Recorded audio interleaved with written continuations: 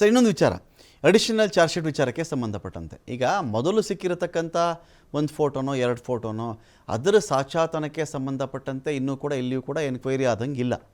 ಅದ್ರದ್ದು ನಿಜವಾಗ್ಲೂ ಅದು ರಿಯಲ್ ಫೋಟೋಗಳ ರೇಣುಕಾಸ್ವಾಮಿಯದ್ದು ಇವ್ರದ್ದು ಅಲ್ವಾ, ಅದ್ರ ಬಗ್ಗೆ ಇನ್ನೂ ಕ್ಲಾರಿಫಿಕೇಷನ್ ಸಿಗಬೇಕಾಗಿದೆ.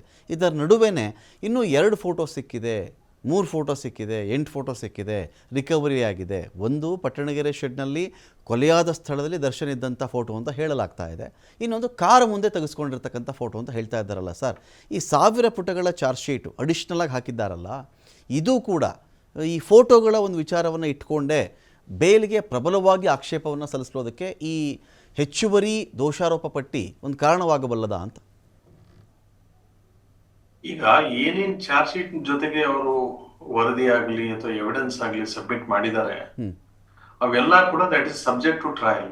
ಈಗ ಮೊದಲು ಹಾಜರುಪಡಿಸಿರುವಂತ ದಾಖಲೆಗಳಾಗಿರ್ಬೋದು, ಫೋಟೋಗಳಾಗಿರ್ಬೋದು, ಮತ್ತೊಂದಾಗಿರ್ಬೋದು.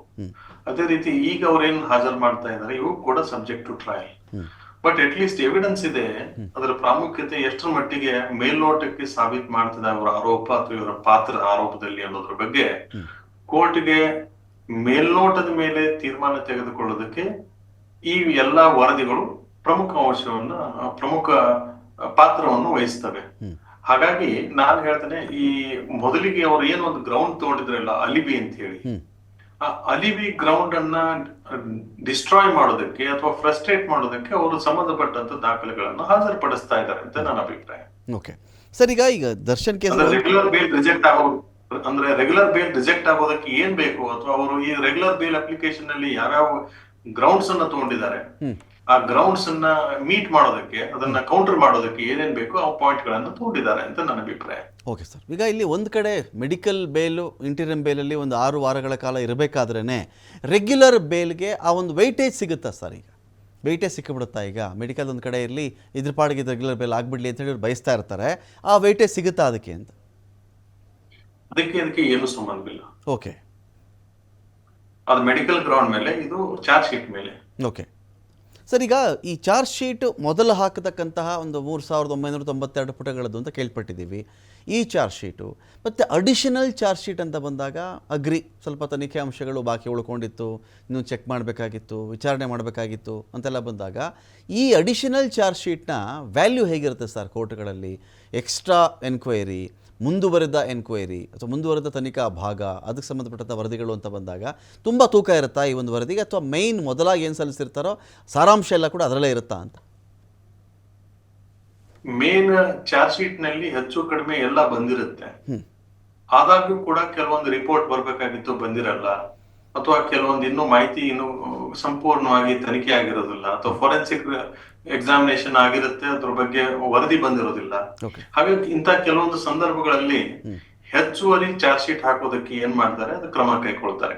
ಅಂದ್ರೆ ಇನ್ನು ತನಿಖಾ ಹಂತದಲ್ಲಿ ಕೆಲವು ವಿಚಾರಗಳಲ್ಲಿ, ಕೆಲವು ಆಯಾಮಗಳಲ್ಲಿ ತನಿಖೆ ಆಗ್ತಾ ಇದ್ದಾಗ ಅದರ ವಿಸ್ತೃತ ವರದಿ ಅಥವಾ ಸಾಕ್ಷಿಗಳು ಸದ್ಯ ಇನ್ನ ತನಿಖೆ ಹಂತದಲ್ಲಿರುವಾಗ ಈ ಚಾರ್ಜ್ ಶೀಟ್ ಹಾಕದೇ ಇದ್ರೆ ಬೇಲ್, ಡಿಫಾಲ್ಟ್ ಬೇಲ್ ಸಿಗುತ್ತೆ ಅಂತ ಹೇಳಿ ಅವಸರದಲ್ಲಿ ಚಾರ್ಜ್ ಶೀಟ್ ಅನ್ನ ಫೈಲ್ ಮಾಡಿ, ಲಭ್ಯವಿರುವ ಮಾಹಿತಿ ಆಧಾರದ ಮೇಲೆ ಚಾರ್ಜ್ ಶೀಟ್ ಅನ್ನ ಫೈಲ್ ಮಾಡಿ, ಮಿಕ್ಕಿದ ಸಾಕ್ಷಿಗಳು ಅಥವಾ ಅದಕ್ಕೆ ಸಂಬಂಧಪಟ್ಟಂತ ಪುರಾವೆಗಳು ಯಾವಾಗ ಸಿಗ್ತವೆ ಆ ಹಂತದಲ್ಲಿ ಅಡಿಷನಲ್ ಚಾರ್ಜ್ ಶೀಟ್ ಅಂತ ಫೈಲ್ ಮಾಡ್ತಾರೆ.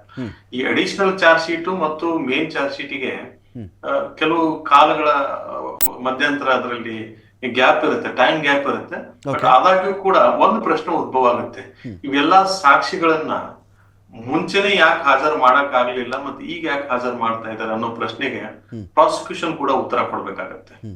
ಅಂದ್ರೆ ಲಭ್ಯ ಇಲ್ಲ ಅಂತ ಅನ್ನೋದಾದ್ರೆ ಯಾಕೆ ಲಭ್ಯವಿರ್ಲಿಲ್ಲ, ಅಥವಾ ಇದು ಲಭ್ಯವಿದ್ರು ಯಾಕೆ ಹಾಕ್ಲಿಲ್ಲ ಮೊದಲಿನ ಚಾರ್ಜ್ ಶೀಟ್ ನಲ್ಲಿ, ಅಥವಾ ಇದನ್ನ ಬೇಕು ಅಂತ ಈಗ ಏನಾದ್ರು ಸೃಷ್ಟಿ ಮಾಡಿ ಹಾಕ್ತಾ ಇದಾರ ಅನ್ನೋದ್ರ ಬಗ್ಗೆ ಸಾಕಷ್ಟು ಪ್ರಶ್ನೆಗಳು ಈ ಪ್ರಾಸಿಕ್ಯೂಷನ್ ಮೇಲೂ ಕೂಡ ಉದ್ಭವ ಆಗ್ತವೆ. ಅದನ್ನೆಲ್ಲ ಸಾಬೀತು ಮಾಡ್ಬೇಕಾಗುತ್ತೆ ಪ್ರಾಸಿಕ್ಯೂಷನ್ ಕೂಡ. ಈಗ ಮೆಡಿಕಲ್ ಕಾರಣ ಇಟ್ಕೊಂಡು ಸದ್ಯಕ್ಕೆ ಒಂದು ಬೇಲ್ ಪಡ್ಕೊಂಡು ಒಬ್ಬ ವ್ಯಕ್ತಿ ಆಚೆ ಇರಬೇಕಾದ್ರೆ, ಆಚೆ ಇಲ್ಲಿದ್ದಾರೆ, ಅವರು ಚಿಕಿತ್ಸೆ ಪಡ್ಕೊಳ್ತೀವಿ ಅಂತ ಹೇಳ್ತಾ ಇದ್ದಾರೆ, ಇದರ ನಡುವೆ ಇಂಟೀರಿಯಂ ಬೇಲು ರಿಜೆಕ್ಟ್ ಮಾಡುವಂಥ ಚಾನ್ಸಸ್ ಎಷ್ಟು ಮಟ್ಟಿಗೆ ಇರುತ್ತೆ ಸರ್? ಯಾಕೆಂದರೆ ಅವರು ಕೂಡ ಕೇಳ್ಕೊಳ್ತಾ 6 ವಾರ ಅಂತ ನೀವೇ ಕೊಟ್ಟುಬಿಟ್ಟು ನಾವು ಚಿಕಿತ್ಸೆ ಪ್ರಗತಿಯ ಹಂತದಲ್ಲಿ ಇದ್ದಾಗಲೇ ತಾವು ಹೇಗೆ ಸ್ವಾಮಿ ನಮ್ಮ ಬೇಲ್ ರದ್ದು ಮಾಡ್ತೀರಿ ಅಂತ ಕೇಳಬಹುದಾ ಅವರು ಅಂತ? ನೋಡಿ, ಅನಿಯಮಿತ ಅವಧಿಯವರೆಗೆ ಅಂತಿಲ್ಲ ಇದರಲ್ಲಿ. ಕರೆಕ್ಟ್. ಇದರಲ್ಲಿ 6 ವಾರ ಚಿಕಿತ್ಸೆ ತುಂಬಾ ಅವ್ರಿಗೆ ಅವಶ್ಯಕತೆ ಇದೆ ಅಂತ ಕೋರ್ಟ್ ಮುಂದೆ ಬಿಂಬಿಸಿರೋದ್ರಿಂದ ಅವರ ಕಠಿಣ ಪರಿಸ್ಥಿತಿ ಇದೆ ಮತ್ತೆ ಅವ್ರ ಆಪರೇಷನ್ ಆಗ್ಲೇಬೇಕು, ಇಲ್ಲ ಅಂದ್ರೆ ಅವ್ರ ಜೀವಕ್ಕೆ ಅಪಾಯ ಇದೆ ಅನ್ನೋ ತರ ಬಿಂಬಿಸಿರೋದ್ರಿಂದ ಹಾಗಾಗಿ ಆ ಕಾರಣಗಳಿಂದ ಕೋರ್ಟ್ ಕೊಟ್ಟಿದ್ದಿರುತ್ತೆ.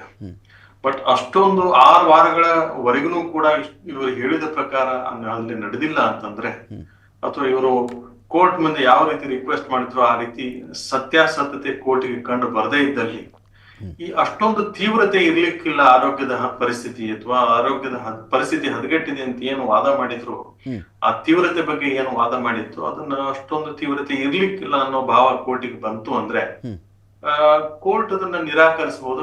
ಬೇಲ್ ಮ್ಯಾಟರ್ ಮೇಲೆ ಕನ್ಸಿಡರ್ ಮಾಡಬಹುದು, ರೆಗ್ಯುಲರ್ ಬೇಲ್ ಮೇಲೆ. ಓಕೆ ಸರ್, ಗೃಹ ಇಲಾಖೆ ಅಂತ ಬಂದಾಗ ಗೃಹ ಇಲಾಖೆವರೆಗೂ ಹೋಗಿ ಒಂದು ವಿಚಾರ ಸುಪ್ರೀಂ ಕೋರ್ಟಲ್ಲೂ ನಾವು ಕ್ವಶನ್ ಮಾಡ್ತೀವಿ ಇದನ್ನು ಅಂಥೇಳಿ ಸರ್ಕಾರದ ಬಗ್ಗೆ ಗೃಹ ಸಚಿವರಾದಿಯಾಗಿ ಮಾತಾಡ್ತಾ ಇದ್ರು, ನಾವು ಕ್ವಶನ್ ಮಾಡೇ ಮಾಡ್ತೀವಿ ಅಂಥೇಳಿ. ಸುಪ್ರೀಂ ಕೋರ್ಟ್ಗೆ ಹೋದರೆ ಏನಾಗುತ್ತೆ ಸರ್? ಈಗ ಸುಪ್ರೀಂ ಕೋರ್ಟ್ ಮಟ್ಟದಲ್ಲಿ ಹೋಗಿ ಈ ಬೇಲೆಲ್ಲ ರದ್ದಾಗಬೇಕು, ಇವ್ರಿಗೆ ಈ ಬೇಲ್ ಕೊಡಬಾರ್ದು ಇವ್ರಿಗೆ ಅಂತ ಬಂದಾಗ ಏನಾಗಬಹುದು?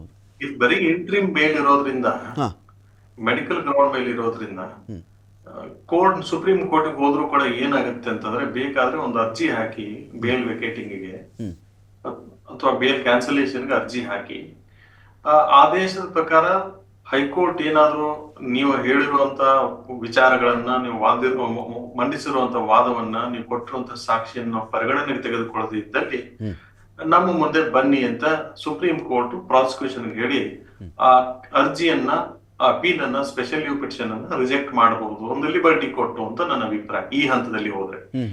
ಆದ್ರೆ ಅದರ ಬದಲಾಗಿ ಬೇಲ್ ಕ್ಯಾನ್ಸಲೇಷನ್ ಹಾಕಿ, ಬೇಲ್ ಕ್ಯಾನ್ಸಲೇಷನ್ ಹಾಕಿದ ನಂತರನೂ ಕೂಡ ಬೇಲ್ ಏನಾದ್ರೂ ಕ್ಯಾನ್ಸಲ್ ಮಾಡದೇ ಇದ್ರೆ, ಅಥವಾ ಪ್ರಾಸಿಕ್ಯೂಷನ್ ಹೇಳ್ತಾ ಇರುವಂತ ಎಲ್ಲಾ ವಿಚಾರಗಳನ್ನ ಕೋರ್ಟ್ ಏನಾದ್ರೂ ಪರಿಗಣನೆ ತೆಗೆದುಕೊಳ್ಳದೆ ಇದ್ರೆ, ಪ್ರಾಸಿಕ್ಯೂಷನ್ ಹೇಳುವಂತ ವಿಚಾರಗಳಲ್ಲಿ ಏನಾದ್ರೂ ತೂಕ ಇತ್ತು ಅಂತಂದ್ರೆ, ಆದಾಗ್ಯೂ ಕೂಡ ಕೋರ್ಟ್ ಪರಿಗಣನೆಗೆ ಏನೋ ತೆಗೆದುಕೊಳ್ಳಲಾರದೆ ಬೇಲನ್ನ ಕ್ಯಾನ್ಸಲ್ ಮಾಡದೇ ಇದ್ದಲ್ಲಿ ಆ ಮಧ್ಯಂತರ ಆದೇಶ ಏನ್ ಬರುತ್ತಲ್ಲ ಅದ್ರ ಮೇಲೆ ಕೋರ್ಟಿಗೆ ಹೋದಾಗ ಸುಪ್ರೀಂ ಕೋರ್ಟ್ಗೆ ಅದನ್ನ ಖಂಡಿತ ಪರಿಗಣನೆಗೆ ತೆಗೆದುಕೊಳ್ಬಹುದು ಅಂತ ನನ್ನ ಅಭಿಪ್ರಾಯ.